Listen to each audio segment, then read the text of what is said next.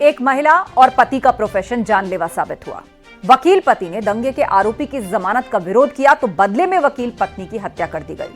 Police ने इस मामले में केस दर्ज करके छानबीन शुरू कर दी है।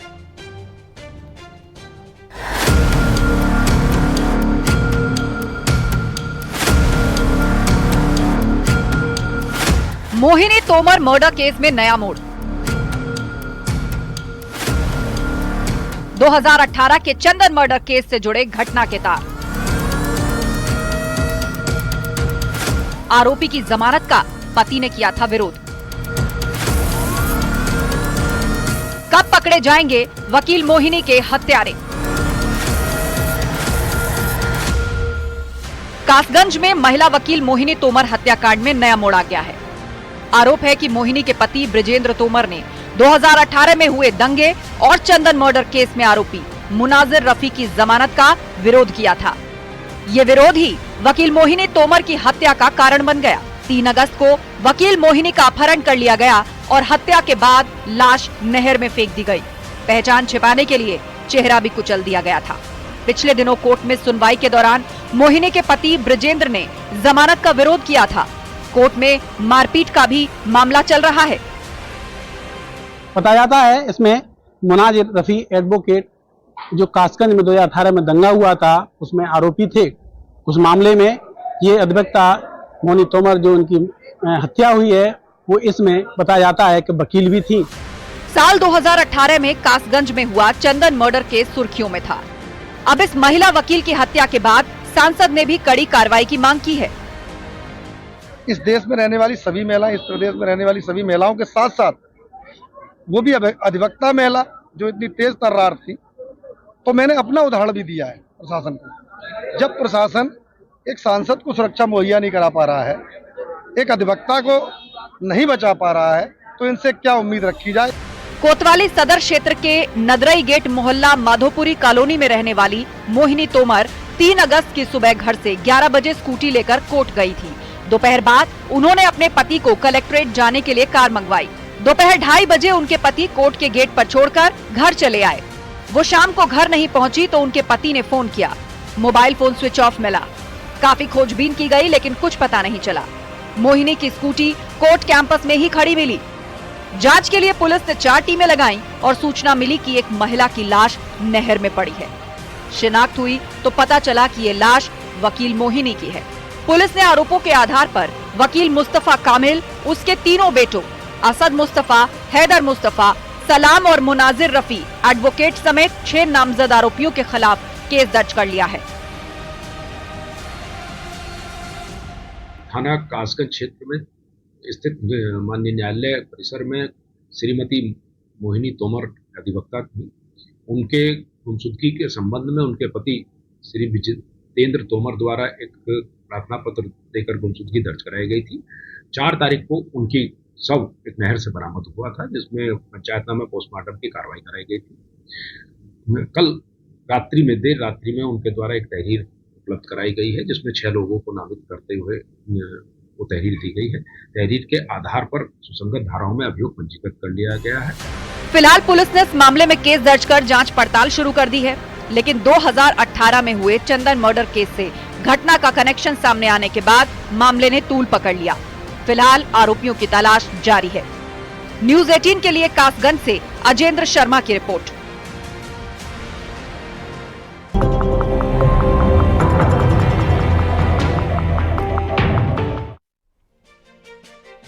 नोएडा की ये खबर हर मां बाप को सावधान करने वाली है। साथ ही फीस के नाम पर मोटी रकम वसूलने वाले लोगों पर सवालिया निशान भी, क्योंकि स्कूल से छुट्टी के बाद उत्तराखंड पब्लिक स्कूल में पढ़ने गए 2 छात्र लापता हो गए, लेकिन स्कूल प्रबंधन को पता तक नहीं चला।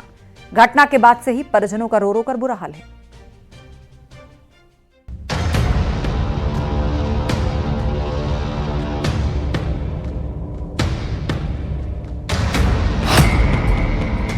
माँ की आंखों से नहीं थम रहे आंसू।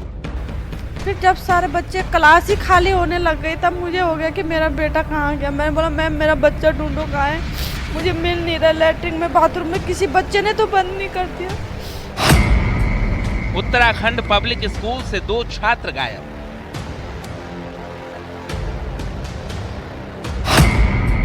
टीचर्स डे सेलिब्रेट करने के बाद नहीं लौटे घर।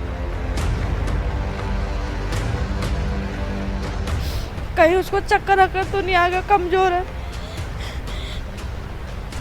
नोएडा का ये वही उत्तराखंड पब्लिक स्कूल है जहां से 2 छात्रों के गुम हो जाने के बाद पूरे इलाके में हड़कंप मच गया।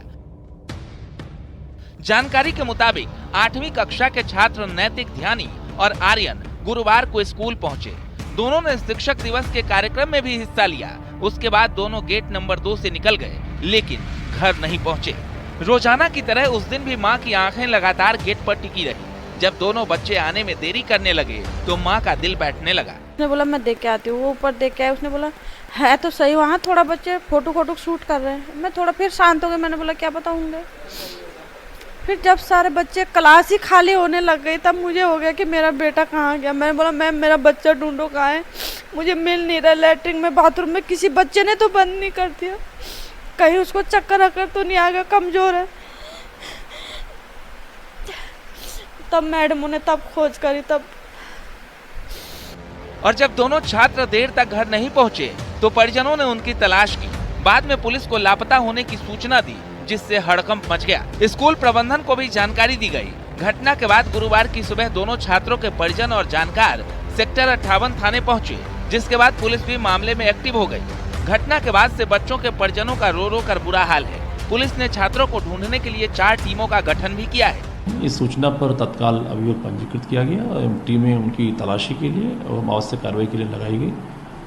जो प्रारंभिक जांच पड़ताल हुई, अब तक सीसीटीवी कैमरे देखे जा रहे हैं। उनसे ज्ञात हुआ है कि कल की घटना है। कल जब स्कूल छूटा है तो इनके गार्जियन बच्चों को लेने के लिए स्कूल के गेट पर खड़े हुए थे और ये दोनों बच्चे एक साथ, चूँकि पहले परिचित भी हैं, साथी हैं कि क्लास के हैं, तो दोनों मेन गेट से ना आकर पीछे का स्कूल का एक गेट है जहाँ से निकले हैं। सीसीटीवी कैमरे में वो दोनों एक साथ ही स्वतः बाहर जाते हुए दिख रहे हैं। हमारी टीमें आगे की सीसीटीवी कैमरे और अन्य स्थानों की तलाश कर रही हैं। परिजनों का कहना है कि बच्चे घर से कहीं आते जाते तक नहीं थे। दिल की तसल्ली के लिए मां ने हर किसी से पूछताछ की। दोनों छात्रों के सहपाठियों से भी जानकारी ली, लेकिन कोई कुछ भी नहीं बता सका। उनको गेट से अंदर करके जाती हूँ, मैं बाहर नहीं करती हूँ। वहाँ पे गार्ड रहते हैं, मैं जब तक वो नहीं जाएंगे तब तक मैं वहाँ से हिलती नहीं हूँ। स्कूटी खड़ी वहीं पे रहती है, मैं स्कूटी में आती हूँ उनको छोड़ने लेने भी। स्कूल में आई मैं अंदर, लड़की तो यहीं पे थी, मैं अंदर आई, मुझे उसके बच्चे निकलते देखे पर वो नहीं देखा। मैंने जब सारे बच्चे निकल गए, मैम बोला मैम नैतिक कहाँ है, और बच्चे तो निकल गए, नैतिक नहीं आया। मैडम ने बोला आ रहा होगा, आज टीचर डे है, क्या पता फोटो खिंचा रहेंगे ऊपर। तो मैं थोड़ा देर शांत हो गई, खड़ी हो गई वहाँ पे। फिलहाल पुलिस स्कूल में लगे सीसीटीवी फुटेज को भी खंगाल रही है। एक सीसीटीवी फुटेज में देखा जा सकता है कि छुट्टी के बाद दोनों गेट नंबर 2 से निकलते दिखाई दे रहे हैं, लेकिन आगे कहां गए नहीं पता चल पा रहा है। पुलिस ने सोशल मीडिया का भी सहारा लिया है, जिसमें बच्चों की फोटो और जानकारी साझा की गई है, जिसमें गुमशुदा की तलाश के साथ फोटो, मोबाइल नंबर, छात्र की जानकारी शेयर की गई है। बहरहाल ये खबर हर माँ बाप को सावधान करने वाली है, जो अपने बच्चों को स्कूल छोड़कर निश्चिंत हो जाते हैं। साथ ही मोटी रकम लेने वाले स्कूलों पर भी सवालिया निशान खड़े करने वाली है, जहां बच्चों की सुरक्षा के नाम पर इस तरह की हीला हवाली की जाती है। परिवार बेहद परेशान है और रो रो कर उसका बुरा हाल है।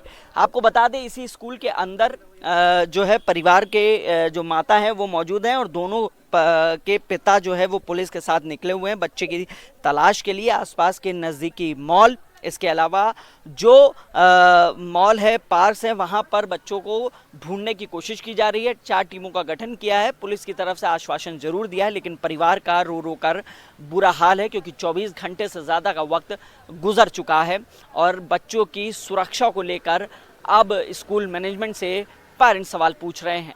कैमरामैन जगदीश गौतम के साथ हिमांशु शुक्ला, न्यूज़ 18 नोएडा।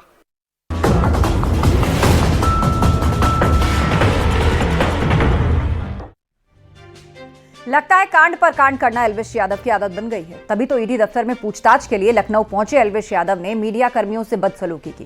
क्या है एल्विश यादव का ये नया कांड, इस रिपोर्ट में देखिए।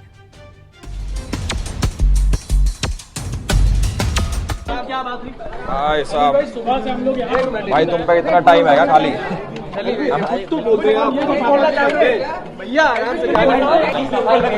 Chill guys chill, relax, side हटो भाई, खाना खाओ अपने घर जाके, भूखे मर रहे होगे तुम लोग, जाओ। यही है क्या आरोप है? मैं तुम्हें कहूँगा, तुम्हें कुछ काम कर रहे हैं, हट जा भाई। हम लोग अपना काम कर रहे हैं।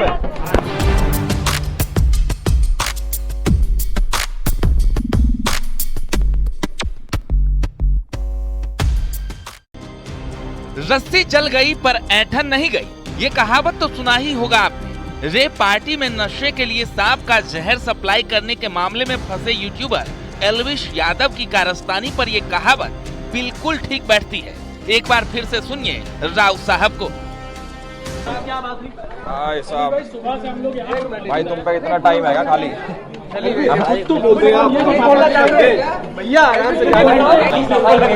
Chill guys chill, relax, side हटो भाई, खाना खाओ अपने घर जाके, भूखे मर रहे होगे तुम लोग, जाओ। यही है क्या आरोप है? मैं तुम्हें कहूँगा, तुम्हें कुछ काम कर रहे हैं, हट जा भाई। हम लोग अपना काम कर रहे हैं। दरअसल एल्विश यादव से ईडी अधिकारियों ने करीब 8 घंटे तक पूछताछ की। आपको बता दें कि सोमवार को एल्विश यादव को ईडी लखनऊ ऑफिस में पूछताछ के लिए बुलाया गया था, लेकिन एल्विश ने बयान दर्ज करने के लिए 3 दिन का समय मांगा था।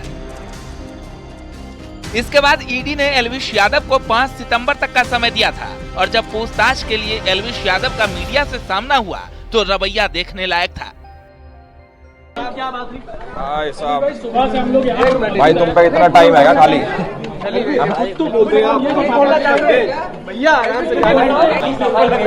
Chill guys chill, relax, side हटो भाई, खाना खाओ अपने घर जाके, भूखे मर रहे होगे तुम लोग, जाओ। यही है क्या आरोप है? मैं तुम्हें कहूँगा, तुम्हें कुछ काम कर रहे हैं, हट जा भाई। हम लोग अपना काम कर रहे हैं। आपको बता दें कि रेप पार्टी में सांपों के जहर सप्लाई करने के मामले में यूट्यूबर एल्विश यादव से दोबारा ईडी पूछताछ करना चाहती थी। इससे पहले ईडी एल्विश के करीबी हरियाणा के मशहूर गायक राहुल यादव उर्फ फाजिलपुरिया समेत 3 लोगों से पूछताछ कर चुकी है। बताया जा रहा है कि फाजिलपुरिया के गाने में सांप दिखाई दिए थे। सूत्रों की माने तो गाने से 50 लाख से ज्यादा की कमाई हुई थी। अब ईडी दोनों के खिलाफ सख्ती के मूड में है। यूट्यूबर एल्विश यादव और सिंगर फाजिलपुरिया की मुश्किलें बढ़ने वाली हैं। ईडी सूत्रों की माने तो एल्विश यादव और फाजिलपुरिया की संपत्तियों को अटैच करने की तैयारी चल रही है। एल्विश यादव से मनी लॉन्ड्रिंग के मामले में ईडी 3 बार पूछताछ कर चुकी है। सिंगर फाजिलपुरिया से भी ईडी लखनऊ जोनल ऑफिस की टीम पूछताछ कर चुकी है। ये बात सामने आ गई है कि फाजिलपुरिया के एक मशहूर गाने में जिन सांपों का इस्तेमाल हुआ था उसकी सप्लाई एल्विश यादव ने की थी। यही नहीं, यूट्यूब के जरिए एल्विश यादव की होने वाली कमाई की डिटेल भी ईडी ने जुटा ली है। लग्जरी गाड़ियों, विदेश यात्राओं, बैंक खातों की जानकारी के मुतल्लिक भी एल्विश यादव से कई दफ़ा पूछताछ हुई है। अब ईडी के सोर्सेस कंफर्म कर रहे हैं कि जल्द ही मनी लॉन्ड्रिंग के इस मामले में चार्जशीट दाखिल की जाएगी और फाजिलपुरिया एल्विश यादव की संपत्तियों को जब्त करने की कार्रवाई भी हो सकती है। सपेरों को पिछले साल 3 नवंबर को नोएडा के बैंक्वेट हॉल से अरेस्ट किया गया था। उनके कब्जे से 5 कोबरा समेत 9 सांप मिले थे, जबकि 20 मिलीलीटर सांप का जहर भी जब्त किया गया था। हालांकि पुलिस ने कहा था कि एल्विश यादव बैंक्वेट हॉल में नहीं थे और एल्विश की भूमिका की जांच की जा रही है। एल्विश यादव को इस साल 17 मार्च को नोएडा पुलिस ने गिरफ्तार किया था और 14 दिन की न्यायिक हिरासत में भेज दिया था। इस केस में पुलिस ने एल्विश के खिलाफ वन्य जीव संरक्षण अधिनियम और आपराधिक साजिश के तहत मामला भी दर्ज किया है। Bureau report, news 18।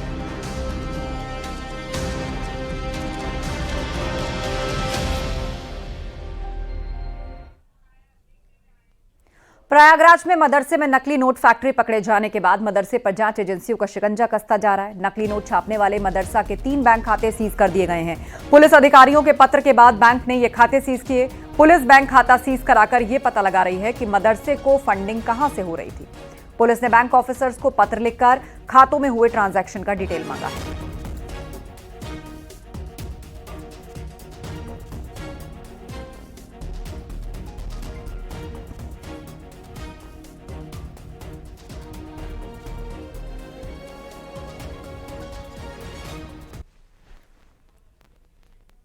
तो आपको तस्वीरें दिखा रहे हैं जामिया हबीबिया मदरसा, जहां से नकली नोट के कारखाने का पता चला था।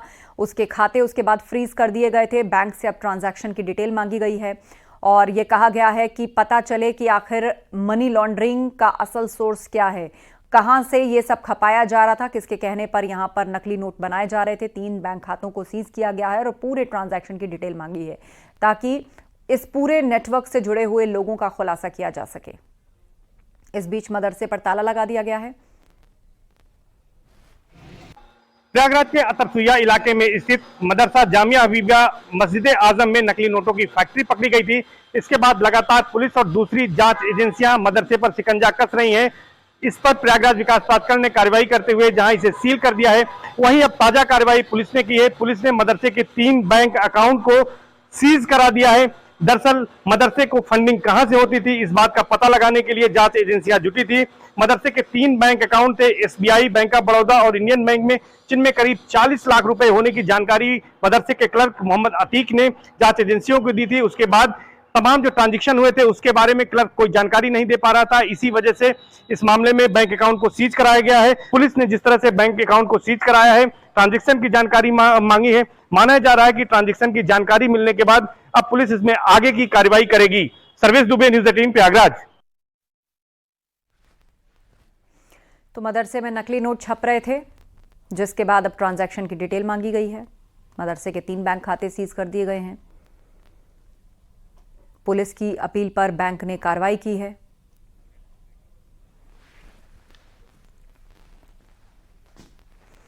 अमेठी में मासूम की मौत के बाद परिजनों ने हंगामा किया। डॉक्टर पर गलत इंजेक्शन देने का आरोप है। अमेठी के संजय गांधी अस्पताल में यह मासूम भर्ती हुआ था और परिवार वालों के मुताबिक डॉक्टर्स की लापरवाही से अब मासूम की जान गई है। हंगामे के बाद पुलिस मौके पर आई। अमेठी के मुंशीगंज कोतवाली क्षेत्र का ये पूरा मामला है। तो डॉक्टर्स पर गलत इंजेक्शन लगाने का आरोप लगाया जा रहा है। परिजनों ने प्रदर्शन किया है। मासूम की मौत के बाद जबरदस्त हंगामा नाराज परिजनों ने किया। डॉक्टर्स पर लापरवाही का आरोप लगाया और कहा इसी के कारण बच्चे की तबीयत बिगड़ी। डॉक्टर्स ने गलत इंजेक्शन दिया, लापरवाही की, इसीलिए मासूम की जान गई।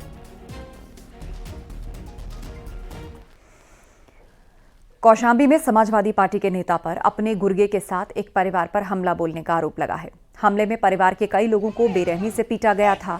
लाठी डंडे के हमले में कई लोग गंभीर रूप से घायल हुए थे और उसके बाद पीड़ित परिवार ने पुलिस को शिकायत दी थी। कोई ठोस कार्रवाई न होने से परिवार आज सड़क पर बैठ गया और इसके बाद वहां पहुंची पुलिस ने समझा बुझाकर शांत कराया। आरोपी SP नेता मसूद अहमद समेत 3 को गिरफ्तार किया गया। जानकारी के मुताबिक दोनों पक्षों में वर्चस्व को लेकर लड़ाई चली आ रही है। मामला करारी थाने के अमीनपुर समरो का है।